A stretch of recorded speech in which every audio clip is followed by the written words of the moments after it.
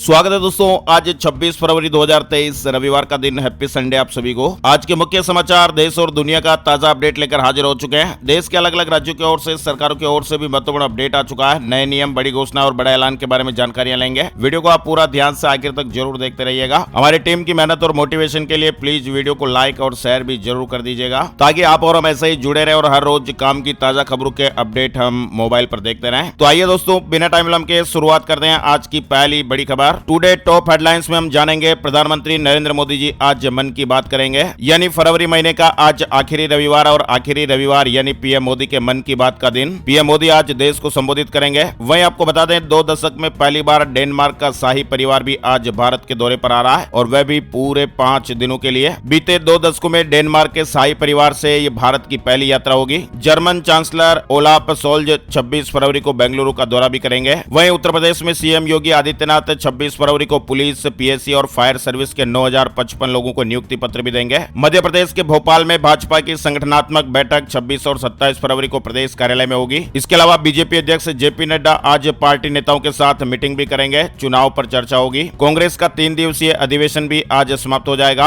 आबकारी नीति मामले से जुड़ा अपडेट है। सीबीआई ने आज मनीष सिसोदिया को पूछताछ के लिए बुलाया है। टॉप न्यूज अपडेट्स के बाद अब शुरुआत करते हैं, खबरों का सिलसिला आगे बढ़ाते हैं। 180 किलोमीटर प्रति घंटे की रफ्तार में पानी का गिलास तक भी नहीं हिला, और ये देख दुनिया हिल गई है। 18 मुल्कों में हमारे देश की वंदे भारत की चर्चाएं हो रही हैं। यानी वंदे भारत एक्सप्रेस की कामयाबी की चर्चा इस समय देश में ही नहीं बल्कि विदेशों में भी हो रही है। खुद रेलवे मंत्री अश्विनी वैष्णव ने वंदे भारत एक्सप्रेस की सफलताओं के बारे में खुलकर जानकारी दी है। वहीं रोजगार, स्वास्थ्य गारंटी, पुलिस में महिला आरक्षण, कांग्रेस अधिवेशन के 10 बड़े वादे। छत्तीसगढ़ के रायपुर में कांग्रेस ने अपना 85वां राष्ट्रीय अधिवेशन किया, और इस दौरान कांग्रेस ने 58 बिंदुओं पर काम करने का संकल्प लिया है। इस साल 9 राज्यों में विधानसभा चुनाव और अगले साल लोकसभा चुनाव भी है, और ऐसे में कांग्रेस के ये वादे स्पष्ट संकेत लग रहे हैं कि कांग्रेस इन बिंदुओं पर चुनाव लड़ेगी। छत्तीसगढ़ के रायपुर में कांग्रेस ने अपने 85वें राष्ट्रीय अधिवेशन में ईवीएम, चुनावी बॉन्ड समेत कुल 58 राजनीतिक संकल्प लिए हैं। वही दोस्तों, एक भिखारी ने दरियादिली दिखाई है। सीएम रिलीफ फंड में 50 लाख रुपए दान किए हैं। असल जिंदगी की ये दर्दनाक कहानी जानकर आप भी हैरान रह जाएंगे।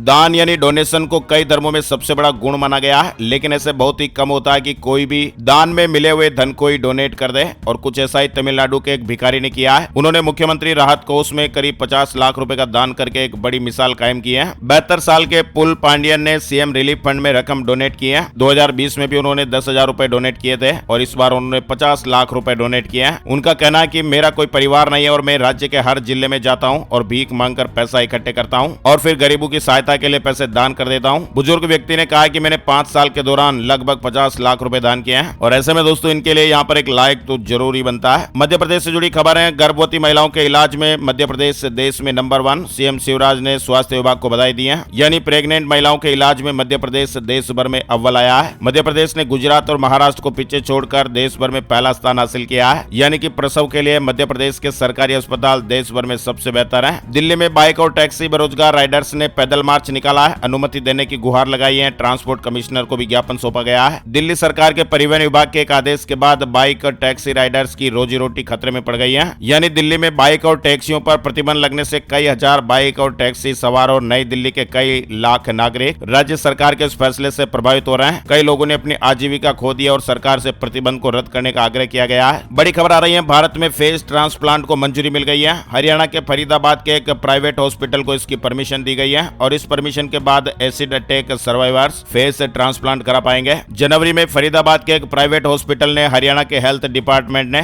फेस ट्रांसप्लांट की परमिशन मांगी थी, और देश भर में ऑर्गन डोनेशन को मॉनिटर करने वाली सरकारी एजेंसी नोटो के डायरेक्टर डॉक्टर कृष्ण कुमार ने कहा कि कई शर्तों के साथ फरीदाबाद के अमृता हॉस्पिटल को फेस ट्रांसप्लांट करने की मंजूरी दी गई है। वैसे आपको बता दें, फेस ट्रांसप्लांट के लिए परमिशन मांगने का यह कोई पहला मौका नहीं है। करीब 6 साल पहले भी अनुमति मांगी गई थी, लेकिन सरकार ने कहा था कि इसकी अनुमति देने के बाद इसका इस्तेमाल कॉस्मेटिक प्रोसीजर या अपराधी खुद को बचाने के लिए कर सकते हैं, इसलिए हरी झंडी नहीं मिली थी। लेकिन अब इस बार कई कड़ी शर्तों के साथ इस तरह की स्वीकृति दी गई है। पीड़ित का चेहरा जल गया हो, डैमेज हो गया हो, या किसी बीमारी के कारण चेहरे पर डिफेक्ट हो गया, या फिर किसी दूसरी वजह से चेहरे का कोई हिस्सा बुरी तरह से प्रभावित हुआ हो, तो ऐसे मामलों में अब फेस ट्रांसप्लांट किया जा सकेगा। घरेलू हिंसा के लंबित मामलों पर सुप्रीम कोर्ट सख्त है। केंद्र से राज्यों के प्रधान सचिवों की बैठक बुलाने को कहा गया है। अदालत ने घरेलू हिंसा कानून के तहत संरक्षण अधिकारियों की नियुक्ति का उल्लेख करते हुए कहा कि इनकी संख्या निराशाजनक है। वहीं हिंडनबर्ग अटैक के बाद हालत पतली हो रही है। 18% तक लूट गए 5 सरकारी बैंकों के शेयर। अमेरिकी short seller Hindon Hindenburg research की रिपोर्ट से न केवल अडानी ग्रुप के शेयरों को झटका लगा है, बल्कि अडानी ग्रुप की कंपनियों में डेट एक्सपोजर से जुड़ी चिंता की वजह से सरकारी बैंकों के शेयरों पर भी भारी मार पड़ी है। आरबीआई और सरकार की ओर से लगातार आश्वासन के बाद भी सरकारी बैंकों के जो शेयर है वो दबाव में चल रहे हैं। मतलब कि दोस्तों, एक महीने में bank of India, union bank of India, Indian overseas bank और सेंट्रल बैंक ऑफ इंडिया के शेयरों में 18% तक की गिरावट देखी गई है। शेयर मार्केट न्यूज अपडेट में आपको बता दें, बड़ी आफत देखने को मिल रही है। मार्केट से कई इन्वेस्टर्स गायब हो रहे हैं, यानी इस समय खतरनाक ट्रेंड चल रहा है। भारतीय शेयर मार्केट और उसके निवेशक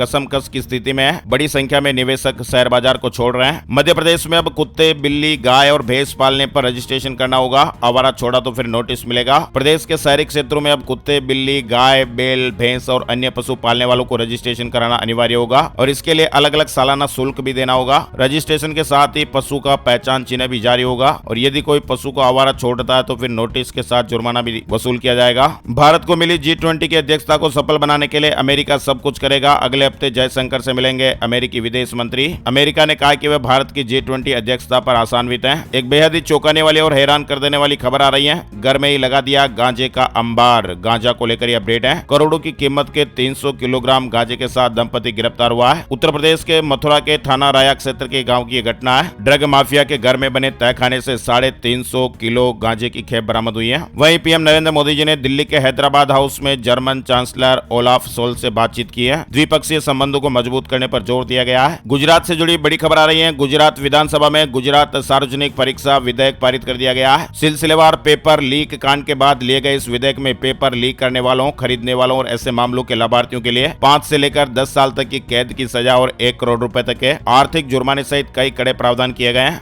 हालांकि 10वीं और 12वीं और यूनिवर्सिटी परीक्षाओं को इसके दायरे से बाहर रखा गया है। कर्नाटक के शिवमोगा में शानदार एयरपोर्ट बनकर तैयार हो गया है। पीएम नरेंद्र मोदी जी सोमवार को उद्घाटन करेंगे। 450 करोड़ रुपए की लागत से विकसित किए गए शिवमोगा हवाई अड्डे को उड़ान परियोजना के तहत बनाया जा रहा है। आरबीआई ने 5 बैंकों पर प्रतिबंध लगाया है। केंद्रीय बैंक के इस कदम के बाद 5 कोऑपरेटिव बैंक बिना आरबीआई को पूर्व सूचना दिए न तो ग्राहकों को लोन दे पाएंगे और न ही कोई निवेश कर सकते हैं। रिजर्व बैंक ऑफ इंडिया ने 5 सहकारी बैंकों पर प्रतिबंध लगा दिया है, पाबंदी लगाई है। इन बैंकों की सूची आप स्क्रीन पर देख सकते हैं। वहीं 2 बैंक ऐसे हैं जिनके ग्राहक केवल 5,000 रुपए तक ही निकाल पाएंगे। 6 महीने के लिए पाबंदी लग गई है। सेविंग बैंक अकाउंट और करंट अकाउंट होल्डर्स के लिए इन 2 बैंकों से पैसे निकालने की लिमिट 5,000 रुपए तक सीमित कर दी है। ये बैंक है उराव कोंडा कोऑपरेटिव टाउन बैंक और शंकर राव मोहिते पाटिल सहकारी बैंक है। 1 मार्च से दूध की कीमतों में 5 रुपए प्रति लीटर की बढ़ोतरी हो जाएगी। मुंबई दुग्ध उत्पादक संघ ने शुक्रवार को 1 मार्च से शहर में भैंस के दूध की कीमतों में 5 रुपए प्रति लीटर की भारी वृद्धि की घोषणा की है। वहीं बड़ी खबर है, नेशनल टेस्टिंग एजेंसी एनटीए ने कॉमन यूनिवर्सिटी एंट्रेंस टेस्ट को बड़ा फैसला लिया है। एनटीए ने फैसला लिया कि अब एनआरआई और ओसीआई उम्मीदवारों को भी सीयूईटी एग्जाम में हिस्सा लेने की इजाजत दी जाएगी। हिमाचल प्रदेश कैबिनेट की बैठक 1 मार्च को होगी। कई विषयों पर चर्चा होने की खबर है। पहले यह बैठक 27 फरवरी को प्रस्तावित थी, लेकिन अब कैबिनेट की बैठक 1 मार्च को होगी। इस तरह के अपडेट्स हैं। क्रिप्टो करेंसी को गैर कानूनी घोषित करने के मुद्दे पर भारत के समर्थन में IMF।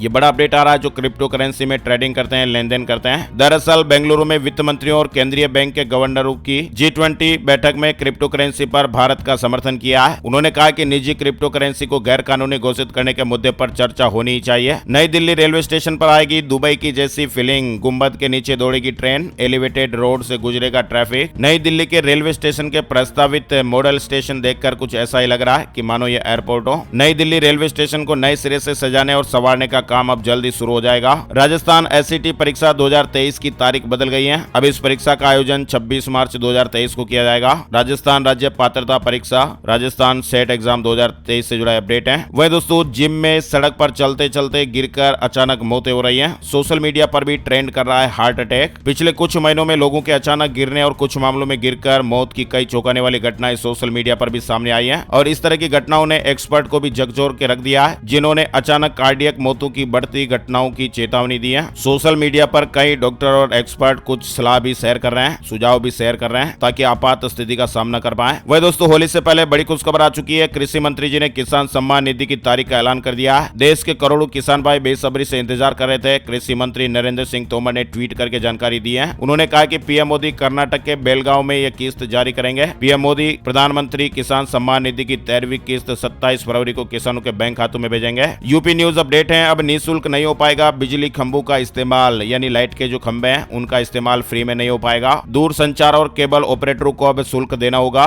बिजली के खंभों का इस्तेमाल करने के लिए अब नए नियम बनाए गए हैं। अश्विनी वैष्णव एक बड़ी सौगात देने जा रहे हैं। जल्द ही वंदे भारत एक्सप्रेस का नया तोहफा मिलने वाला है। सरकार जल्द ही 11वीं वंदे भारत ट्रेन को हरी झंडी दिखाएगी। फिलहाल वंदे भारत एक्सप्रेस 10 रूटों पर चल रही है और मध्य प्रदेश के लिए पहली वंदे भारत का तोहफा जल्दी मिलने वाला है। जबलपुर से इंदौर के बीच अप्रैल में चलने की उम्मीद है। उत्तर प्रदेश से जुड़ी बड़ी खबर आ रही है। अगले महीने से ई पर्चे से गर्भवतियों का प्राइवेट हॉस्पिटलों में मुफ्त अल्ट्रासाउंड होगा। शहर और देहात क्षेत्र की गर्भवती अल्ट्रासाउंड के लिए भटकेगी नहीं। सीबीएसई ने रीडिंग ऐप लॉन्च किया है। टेक्स्ट से लेकर वीडियो फॉर्मेट में किताबें पढ़ पाएंगे। सीबीएसई रीडिंग ऐप से क्लास नर्सरी से लेकर 8वीं तक के स्टूडेंट किताबों को ऑनलाइन पढ़ सकेंगे। यानी सीबीएसई ने विद्यार्थियों में पुस्तक पठन की रुचि बढ़ाने के उद्देश्य से सीबीएसई रीडिंग ऐप लॉन्च किया है और इस ऐप के जरिए अब ऑनलाइन किताबें पढ़ी जा सकेगी। ऐप को गूगल प्ले स्टोर और एप्पल स्टोर से डाउनलोड किया जा सकता है। भूकंप से जुड़े 2 बड़े अपडेट आ रहे हैं। जापान के होक्काइडो द्वीप के पूर्वी हिस्से में शनिवार को भूकंप के तेज झटके महसूस किए गए और इसकी तीव्रता 6.1 मापी गई। इसके अलावा दोस्तों तुर्की में फिर से भूकंप के तेज झटके महसूस हुए और रिक्टर स्केल पर 5.5 तीव्रता रही है। भूकंप को लेकर लगातार देश के और दुनिया के कई इलाकों से खबरें आ रही हैं। बड़ी खबर है चीन को लेकर। चीन में एक बार फिर एक अरबपति बिजनेसमैन गायब है।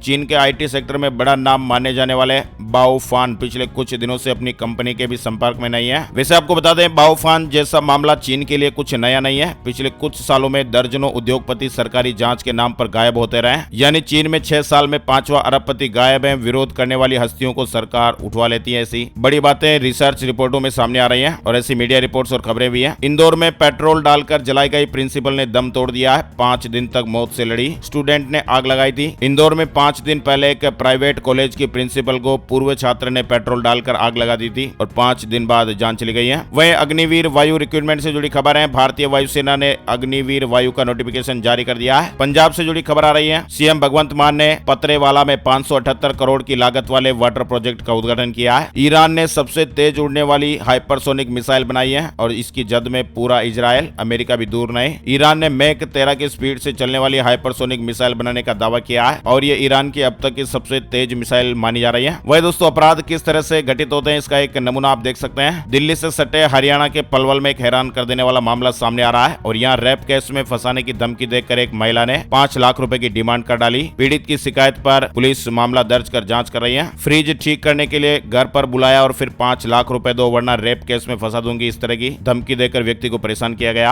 आगे बढ़ते हैं। बड़ी खबर पाकिस्तान को लेकर आ रही है। नकदी संकट से जूझ रहे पाकिस्तान ने अब कर्मचारियों का वेतन भी रोक दिया है। सरकारी कर्मचारियों के वेतन रोकने की खबरें हैं। सेल टैक्स में भी बड़ा इजाफा किया गया है। झारखंड में अनुबंध पारा मेडिकल कर्मचारियों की हड़ताल खत्म हो गई है। स्थायी नियुक्ति में सीमित परीक्षा से 50% पद भरे जाएंगे। राजस्थान में सूचना सहायक भर्ती की अंतिम तारीख 2 मार्च तक बढ़ा दी गई है। यानी अब परीक्षा में आवेदन के लिए अभ्यर्थियों को 5 दिन का और समय मिल गया है। गोरखपुर वासी ध्यान दें, पान खाकर सड़क पर थूका तो फिर मिस्टर पीकू का खिताब मिलेगा और जुर्माना भी भरना पड़ेगा। 4 मार्च से नगर निगम अभियान चलाकर ऐसा करने वालों के खिलाफ जुर्माने की कार्रवाई करेगा। होली से पहले वकीलों को बिहार सरकार का बड़ा तोहफा, फीस में बढ़ोतरी हो गई है। यानी बिहार सरकार ने होली से पहले सरकारी वकीलों की फीस में बढ़ोतरी कर दी है। मध्य प्रदेश में इन महिलाओं को मिलेगा बिना काम के हर महीने गिफ्ट। सीएम शिवराज सिंह चौहान अपने बर्थडे पर खास तोहफा देने वाले हैं। मध्य प्रदेश मंत्रिमंडल ने शनिवार शाम को शिवराज सिंह चौहान की महत्वाकांक्षी मुख्यमंत्री लाडली बहना योजना को मंजूरी दे दी और मुख्यमंत्री शिवराज सिंह चौहान ने भी इस योजना को महिला सशक्तिकरण के लिए बड़ी पहल बताया है। मुख्यमंत्री जी ने कहा कि यदि बहन महिलाएं सशक्त होंगी तो राज्य सशक्त होगा, देश सशक्त होगा। मुख्यमंत्री जी ने जानकारी देते हुए बताया कि मुख्यमंत्री लाडली बहना योजना 5 मार्च से शुरू होगी। 5 मार्च को सीएम शिवराज सिंह चौहान का जन्मदिन भी है। योजना के लिए आवेदन 15 मार्च से शुरू हो जाएंगे। आवेदन प्रक्रिया के लिए अलग अलग गाँवों में टीमें भेजी जाएगी। यानी सरकार की इस स्कीम के तहत मध्य प्रदेश में महिलाओं को साल के 12,000 रुपए मिलेंगे और योजना का लाभ प्रदेश की उन्हीं महिलाओं को मिलेगा जिनकी वार्षिक आय 2,50,000 रुपए से कम है। इस योजना का लाभ मध्य प्रदेश की सभी वर्ग और पंथ की महिलाओं को मिलेगा और एक परिवार से एक ही महिला को इस योजना का लाभ मिलेगा।